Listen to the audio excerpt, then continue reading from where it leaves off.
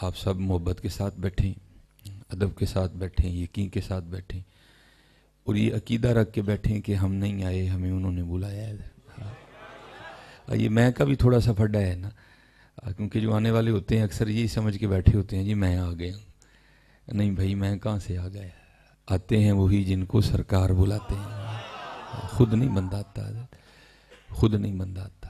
اور حضرت جس کو وہ روک دے وہ تو آ ہی نہیں سکتا کبھی بھی۔ ماشاء قبلہ بیٹھے ہیں بھائی، اللہ روز ہمیں مشاہدے کراتا ہے، ہم تو مسافر لوگ ہیں نا، روز سفر پہ ہیں، نئی سے نئی بات دیکھتے ہیں، تو پھر سمجھ آتی ہے جس پہ وہ بند کر دے پھر نہیں معاملہ۔ ہمارے ایک دوست ہیں تو وہ عمرے سے واپس تشریف لائے، تو انہوں نے اس طرح کی محفل نہیں، ایک پرسنل سی محفل کا اہتمام کیا جس میں کچھ علماء بلائے، کچھ جو ہے نا اور احباب کو بلایا۔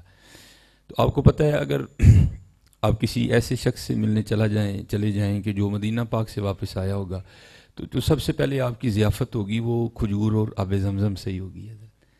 تو وہ رکھی گئی ہمارے سامنے بھی، تو وہاں ایک بیٹھے ہوئے حضرت صاحب تھے، تو انہوں نے یہ کہہ کے مدینہ پاک کی کھجور کھانے سے انکار کر دیا کہ نہیں بھائی مجھے شوگر ہے۔ حالانکہ یہ مسئلہ یاد رکھیں، شوگر ہو پاویں بلڈ پریشر ہو، مدینے کی کھجور کو کبھی انکار نہیں کرنا۔ میں اس کی دلیل بھی دے دوں گا، باقی پرہیز کرنا چاہیے، کیونکہ حضور نبی علیہ الصلوۃ والسلام کی حدیث پاک کا مفہوم ہے کہ مدینہ پاک کی مٹی میں شفا ہے، تو بھائی مدینے کی کھجور بھی تو مدینے کی مٹی سے نکلی ہے نا، تو پھر اس میں بھی شفا ہوئی ہے حضرت۔ لیکن انہوں نے انکار، پھر میں نے کہا اچھا بھائی واقعتاً موجود ہے۔ حضرت مولا علی رضی اللہ تعالیٰ عنہ اشوب چشم کے مرض میں مبتلا تھے، تو حضور نبی علیہ السلام نے مولا علی رضی اللہ تعالیٰ عنہ کو کھجور کھانے سے منع فرما دیا تھا، تو میں نے کہا ٹھیک ہے پرہیز کرنا چاہیے حضرت۔ تو جب محفل ہو گئی نا تو بعد میں کھانا کھانے بیٹھے، تو میٹھے میں گاجر کا حلوہ بھی تھا، تو انہوں نے منع کرنے کے باوجود بھی 3-4 چمچ یہ کہہ کے لگا ہی لی، نہیں سنت ہے۔ پھر مجھے سمجھ آئی اچھا اس نے کھجور خود نہیں چھوڑی، اس نے کھانے نہیں دی اس کو۔ جب وہ کسی پہ بند کر دیتا ہے نا حضرت، پھر بندے کو سمجھ نہیں آتی کوئی۔ یہ جو باہر بڑے گھومتے پھرتے ہیں نا، نہیں جی ہمارے پاس ٹائم ہی نہیں، بے یا تو کون ہوتا ہے ٹائم والا، وہ تجھ سے اتنا خفا ہے وہ تجھے ٹائم لگنے ہی نہیں دیتا۔ کبھی یہ نہ سمجھنا کہ ہم خود آ گئے ہیں سارے، خود کوئی بھی نہیں آتا حضرت، بڑا بڑا زوروں والا رب ہے حضرت۔ جے چاہیں تے راہ جاندے نو تخت عطا فرمائیں، جے چاہیں تے شاواں کولوں در در خیر منگائیں حضرت۔ عدل کریں تے تھڑ تھڑ کمن اچیاں شانہ والے، فضل کریں تے بخشے جاون میں جے بھی منہ کالے۔ آج ذرا یہ سارے میں نکال کے نا باہر پھینک دو، اور آج سارے یہی عقیدہ لے کے بیٹھو کہ محبوب کی محفل کو محبوب سجاتے ہیں، آتے ہیں وہی جن کو سرکار بلاتے ہیں۔ چلو میں دلیل کے لیے ایک اور، میں ابھی بیان شروع کرنا ہے، میں ابھی آپ کو تھوڑا تیار کر رہا ہوں۔ میں ابھی وہ کہتے ہیں نا ذرا سی نم ہو تو مٹی بڑی ایسا کی، میری عادت ہے میں پہلے نم کر لیتا ہوں، پھر بعد میں سلسلہ شروع کرتا ہوں۔ یہ میں آپ کو دلیل بھی دے دیتا ہوں حضرت۔ یہ ماشاءاللہ علماء بیٹھے ہیں تو یہ سلسلہ چلتا آ رہا ہے، ہم نے کسی سے سیکھا، انہوں نے بھی کسی سے سیکھا، انہوں نے بھی کسی سے سیکھا، لیکن جو انبیاء ہیں نا حضرت وہ کسی سے نہیں سیکھتے۔ الرحمن علم القرآن، حضرت اللہ ان کی خود ہی تربیت کا اہتمام فرماتے ہیں۔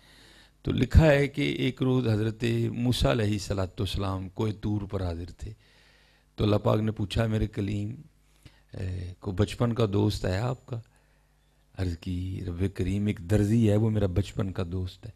تو حضرت اس وقت سلائی مشینیں تو نہیں ہوتی تھی، شاید یہاں بھی کوئی ایسا بزرگ بیٹھا ہو کہ جس نے وہ ہاتھ سے سوٹ سینے والا درزی دیکھا ہو حضرت، جب سوئی سے سیے جاتے تھے مشین نہیں ہوتی تھی کوئی بھی، تو وہ تو بہت پہلے کی بات ہے، وہ تو تب تو معاملہ بھی نہیں۔ تو پوچھا کہ درزی ہے میرے کلیم کو دوست ہے بچپن کا؟ عرض کی اللہ ایک درزی ہے وہ میرا بچپن کا دوست ہے۔ اللہ پاک نے فرمایا چلو اگر اتنا ہی دوست ہے تو پھر اس سے ایک سوئی تو لے کے آؤ۔ تو سوئی حضرت کیا معنی رکھتی ہے، بڑی عام سی چیز ہے۔ تو حضرت موسیٰ علیہ السلام اپنے دوست کے پاس آئے، باتیں ہوتی رہیں۔ اب صرف دوست ہی نہیں، اب وہ دوست ہیں کہ جن کے سر مبارک پہ تاج نبوت بھی سج چکا ہے حضرت۔ تو محبت باتیں ہوتی رہیں، جب کافی وقت گزر گیا نا تو عرض کرتا ہے حضرت موسیٰ علیہ السلام سے حضور خیر نہ لائے ہو؟ اب فرماتے بھائی تو درزی ہے، سوئیاں تو کافی ہوں گی۔ عرض کرتا جی جناب، تو یار پھر ایک سوئی تو دے۔ عرض کرتا حضور سوئی نہیں ہے کوئی۔ آپ نے فرمایا یار یاد کر، میں بچپن میں، کیونکہ حضرت کی پرورش فرعون کے محل میں ہوئی تھی. آپ علیہ الصلوۃ والسلام نے ارشاد فرمایا یاد کر تجھے بچپن میں محل سے کتنی کتنی قیمتی چیزیں لا کے دیا کرتا تھا. اچھا دوست ہے, پہلی بار سوئی مانگی ہے تو وہ بھی نہیں دے رہا. عورت کردہ نہیں حضور جو مرضی کہہ لو سوئی نہیں ہے. حضرت کوہ طور پر واپس تشریف لے گئے. اللہ پاک نے پوچھا کلیم کیا بنی؟ عرض کی یا اللہ یہ مانتا ہے کہ دوست ہوں لیکن سوئی نہیں دے رہا. اللہ پاک نے فرمایا میرے کلیم علیہ الصلوۃ والسلام پھر جائیے. حضرت موسیٰ علیہ السلام پھر تشریف لے گئے.